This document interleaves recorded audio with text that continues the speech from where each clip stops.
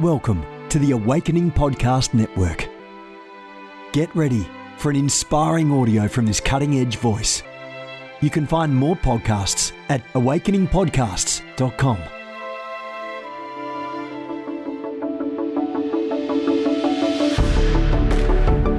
You want to go deeper? Get equipped to overcome and walk in God's purpose for your life at Awakening House of Prayer's online campus. You'll experience an online family, preaching, teaching, and prophetic impartation for victorious living. We have over 1,000 members online, hungry for what God is saying and doing in the earth. Visit ahop.online today and join our family. AHOP TV empowers believers with Spirit-inspired messages and strategic equipping that accelerates your spiritual growth. You can subscribe to stream weekly content from Awakening House of Prayer, conferences, and other exclusive content to stir your hunger and encourage your heart. Visit us online at ahop.tv. The scripture teaches us that darkness covers the earth and gross darkness the peoples. And we are living in a day and hour where we are seeing that on many levels. And one of the areas that we notice that is in great darkness is human trafficking. Trafficking children even for sex or for labor or for body parts. This is running rampant throughout the earth and has been for many years. And there's been an emphasis on it and will continue to be an emphasis on it until we totally eradicate the whole assignment of the enemy. And we can annihilate, wipe out modern day slavery in our lifetime because God is that great. And with me today, I have a very special guest, Andrea Asen, who's the director for Extreme Love Ministries. You're the founder of Extreme Love, and you are making great strides today with anti-trafficking and the rescuing of children and young girls, young boys. It is amazing. You've seen a lot of heartbreaking situations, but you've also seen great victories in the Lord. So, Andrea, what are some of the issues surrounding modern-day slavery today? Wow. Well, like you said, it is so big. And I think any one of us, when we hear that term, we almost just want to hide under the covers. It's 30 million slaves that they're saying worldwide today, currently a $12 billion industry. And so when we hear those statistics, it feels like overwhelming. It feels too big. Like, what can we do? Mm-hmm. And the reality is, it is so complex. And there are so many layers of people that even benefit from it that it's rooted very deep within every nation. And I think every people group, every socioeconomic status, we're hearing it more in the news and on the media, even right here in the U.S. or in Canada, wherever you're from, in Western nations, it's an issue. And so the enemy likes to bring us to this point of looking at the darkness, looking at the bigness, making us feel overwhelmed and intimidated in that place. But the reality is, I love what you said, and that we can and we will see an ending to human trafficking in our lifetime. And it happens and we all do our part. Yeah. A lot of times it's just taking it one day at a time, one life at a time. That's just it. Because otherwise you do, like you say, you get overwhelmed. Yeah. Like, where do you start? You know, you just start with that one in front of you. But when God breathes on it, you know, like you've taken some of the mandates that you've worked on and God breathed on it. Like I remember just a couple of years back, you brought a team over from Canada who had a real heart to address the whole issue of abortion. Because in Cambodia, there was abortion clinics on every street corner practically because an organization from the U.S. had gone over and promoted abortion as a way to control the population growth and that.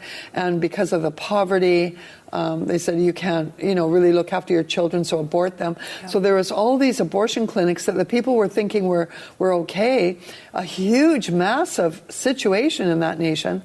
But with that one team that you facilitated that could just speak to the medical practitioners, and many of them didn't even think of it as killing a child. They never pondered it. Pastors' wives were having numerous abortions because they thought that that's what they were supposed to do.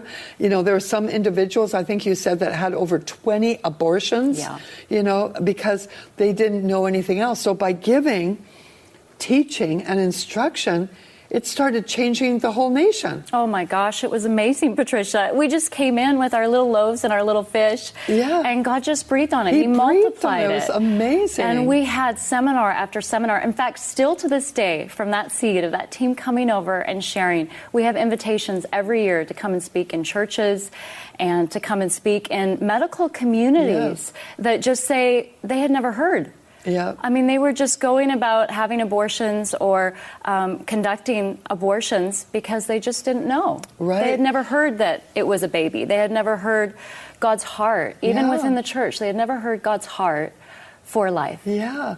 And of course in Cambodia especially, because they have this Khmer Rouge regime where so many were being massacred and killed that life was never valued. So you're fighting this big massive principality over the area that is still at work, killing in a different way now, but the killing fields there were very real. Right. And you look at the whole thing and you think, well, what am I going to do? I mean, there's this massive principality, this mindset in the nation, there's all this going on, but God is bigger than it all, and you proved it. He's so much bigger. He is bigger than any principality. He's bigger than the devil himself. He's bigger than any resistance. Yeah. And it's so beautiful that little loaf and fish that you offered has started to transform the nation. And even in the area of a lot of times with trafficking, the traffickers will take children who are challenged physically or emotionally and use them for horrible purposes. And of course, through our ministry, we've been able to see them rescued.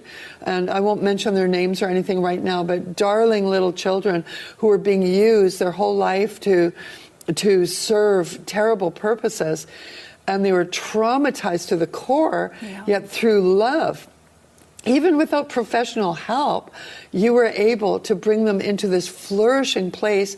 And were even invited by the Prime Minister of Cambodia to represent this value for life on challenged children. It's amazing. And it went to the whole nation. What God can do. He just takes that little thing and breathes on it. Yeah, and these kids that never thought that they would be, I mean, listening to the Prime Minister address them on their behalf, kids with disabilities. Kids with disabilities, unfortunately, in Cambodia and other nations are oftentimes looked at as animals. And like you said, there is no value. And really, I mean, the core of why human trafficking exists, they're very much linked, is that lack of value for life. Right, absolutely. Now, Southeast Asia, which is where you do a lot of your work in the different nations around there, is definitely almost like an epicenter. It's almost like Southeast Asia was almost like the portal that opened up for this, and they started exporting to Western nations, and then the capitalists in Western nations started realizing that they could make money on it, and it started spreading like wildfire. But actually Southeast Asia was very much one of the major portals for opening up this. Why? Well, I mean, Southeast Asia has about 11 million slaves just within that area. And so you think about going after the jugular. It's a main place because of the vulnerability. Oftentimes war-torn nations that have, as you said, a lot of poverty, issues of lack of value for life, breakdown of the family. So nations like Cambodia, who's been through a war about 40 years ago, and a genocide, in fact, made the nation a primary source and destination country for things like trafficking. Because the government is broken in that place, then there's sex tourists that end up wanting to come to those nations because it's easy.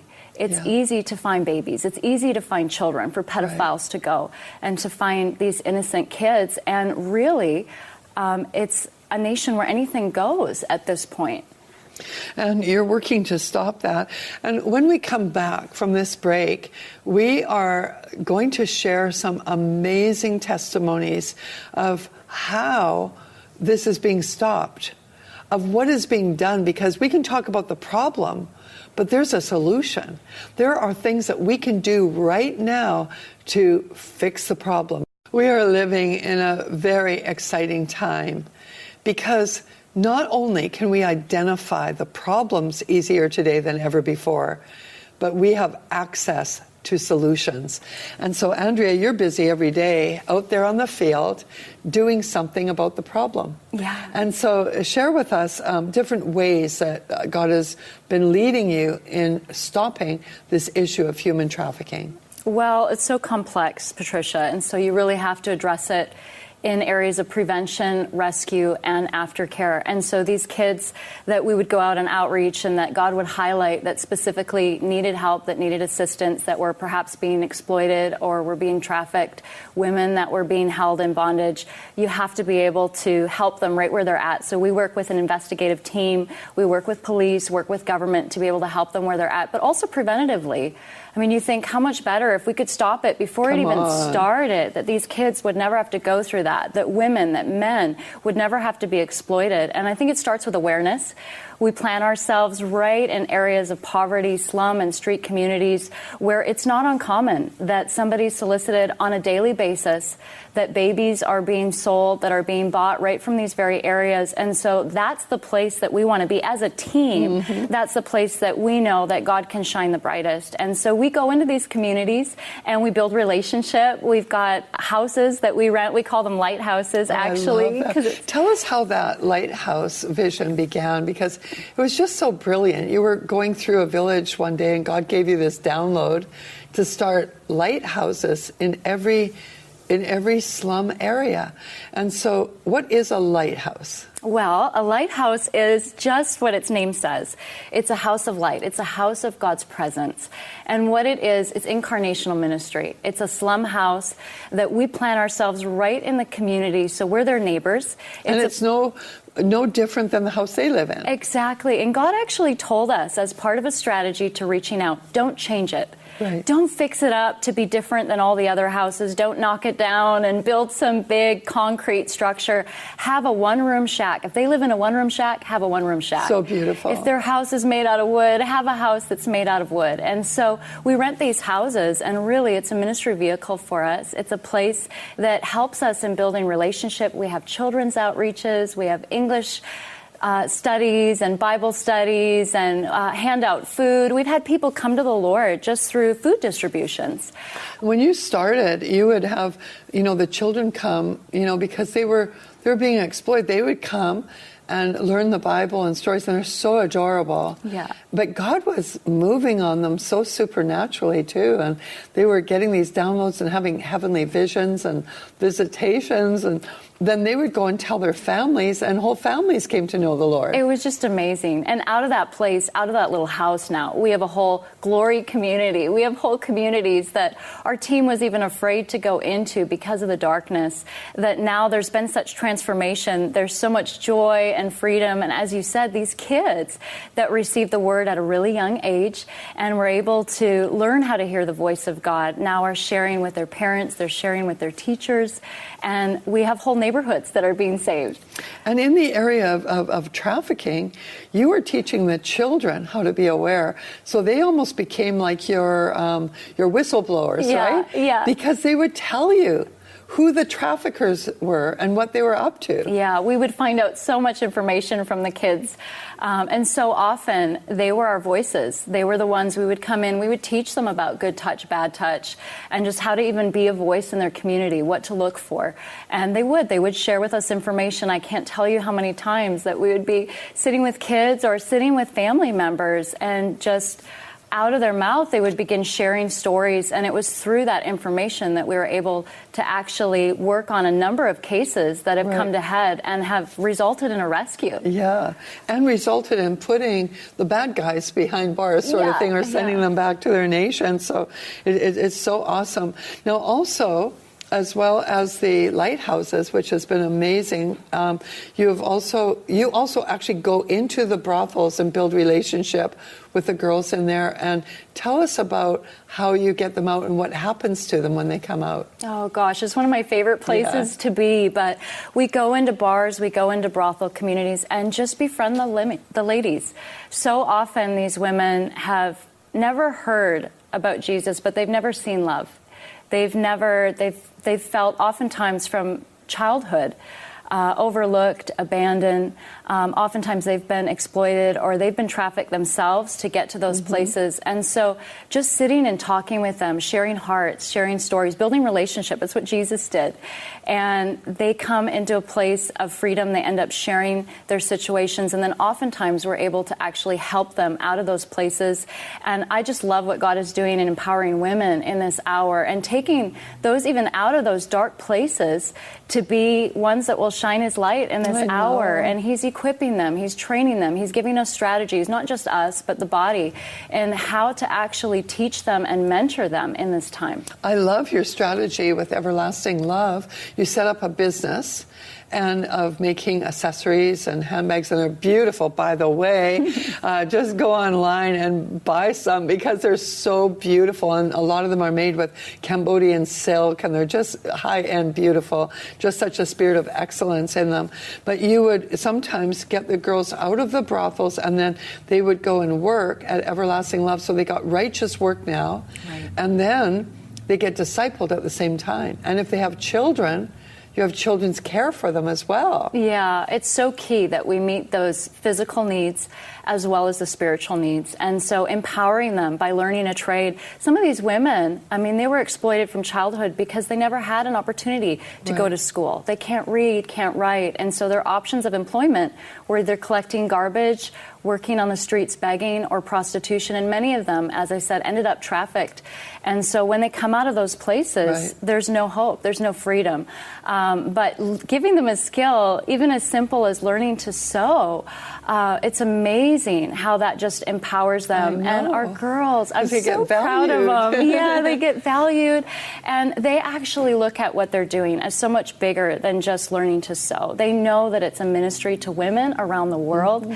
They understand that the products that they're making are actually being sent worldwide. And they pray over their products. They actually learn about intercession. They learn about the power of even imparting what they've received and giving that back, that when women around the world buy their products, they're actually receiving some of what they've grown in the program. I remember one of the outreaches you did, and we won't mention the nation or whatever, but you went into a nation that was bound.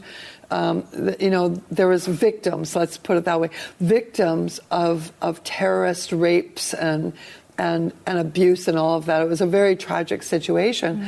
But your girls in Cambodia made these beautiful gifts to send to the women in that camp who had been victims of this, and they wrote these most beautiful letters to them from their own life and ministered life to them. Yeah. It was so beautiful. Oh, that was so amazing. And actually, those bags, that impartation that they've released, those are still within those refugee camps. Those are still in that nation, it's so just beautiful. Speaking and breathing the word of God. But I just love taking our women into that place in prayer, and they still actually pray for those women. They still pray for what's happening in that nation. Because they have a heart for them. They have a heart for them. They've been treated like that too, so they have a heart. And it's so beautiful to see them use it in a positive way now. And it must be healing to them. Oh, it's so healing. And they are able to actually pray for them from a position of they've overcome. Yes. And so they're releasing from that place of faith, knowing that these ladies as well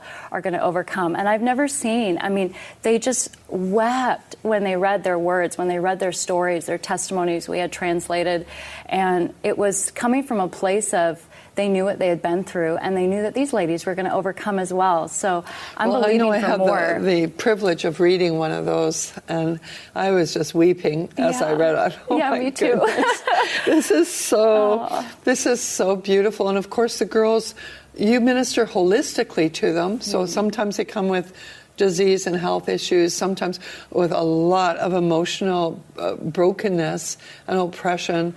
And it takes time, and your team is so patient and so loving that it's healing to them. Yeah, we have such an incredible team. I'll never forget the very first girls that we brought in. I think there's a little bit of naivety even in thinking we're going to take these girls out of these deep, dark backgrounds and just stick them in front of sewing machines, and they're going to be able to make these products. And it was like the first day, one of the girls thought she heard gunshots from the sound of the machine and is hiding under the desk. And we've got girls running at other girls with scissors. I mean, the trauma, what they had been through. They've been used to working in the evening training. So even there was a time change. We had to give them naps during the day to actually be able to function. But God has just so moved, and these women had encounters from the very first day because we committed that project to the Lord. Because we actually, even from the first week, just really wanted them to know and experience the love of God. And they were having encounters with Jesus, with angels. All of our girls have actually had just intimate connections with Jesus and have seen him, and we've just watched the miraculous working power of God to just heal and transform them every day. And God will do for them what we can't do, right? So he is bigger than our efforts. And so it's so beautiful that when we give God what we have, he does the rest. Now, we've just got a couple minutes left in this segment, so let's give 4 things that people can do, because, I mean, you hear stories like this and you might feel like, oh my gosh, this is overwhelming, but what can I do to help? There are very practical things that you can do to be part of this whole team God is raising up to annihilate human trafficking. So what are some things that our viewers can do? Oh, there's so much that you can do, but you can pray. Number 1, you can pray. Absolutely, please. And prayer works. Oh my gosh. I mean, we put out prayer requests when girls were missing and that, and God would find them. It was like right away he responded. So please continue to keep these nations, keep these stories, testimonies in prayer. Believe for your nation. You can go. There are so many organizations that have missions trips, that have opportunities for you to actually connect on ground, to be a part of what's happening. And we love connecting teams, especially preventatively, in what's happening and working in the slums, working in the street communities, where you can learn hands-on and be mobilized to help women and children at risk. And you can go to extremelove.com and sign up for one of the outreaches that's available. You can also finance some of what's going on. We cannot do any of this without we need lots of finance support. to do it too, because it keeps growing and growing. It keeps growing, and I mean, sky's the limit in what we can do, but we do need those to come alongside and partner with finance. Maybe you can't go, maybe you can't actually take a mission trip, but you can finance what's happening in and around the world, and you can be a voice. So this is something that I'm very passionate about, and that I really believe that God is stirring the body for, is calling each one of us to be a voice in our network, in our area of influence, and actually calling us out to be one that would trumpet, that would sound the alarm for those that are at risk in this hour. Right on. And you can find out more about how to be a voice, how you can just get involved with your voice doing the work that is needed for God by going on extremelove.com. The Lord is raising up a great army in this hour to go and set the oppressed free. And I want to decree this word over you out of Isaiah 61. It says, the Spirit of the Lord God is upon you, because the Lord has anointed you to bring good news to the afflicted. He has sent you to bind up the brokenhearted, to proclaim liberty to captives and freedom to prisoners. That is what you are called to. That is what you are empowered for. The Lord has indeed anointed you. And don't be surprised in these coming days if you don't feel the fresh invitation into your heart that says, I got to go, I got to do something. It'll just bubble up in your heart like desire. And when that comes, give God your yes and take one step forward. And you will find as you take that one step forward that it will be oiled by the Spirit of God to bring forth great kingdom advancement in this hour.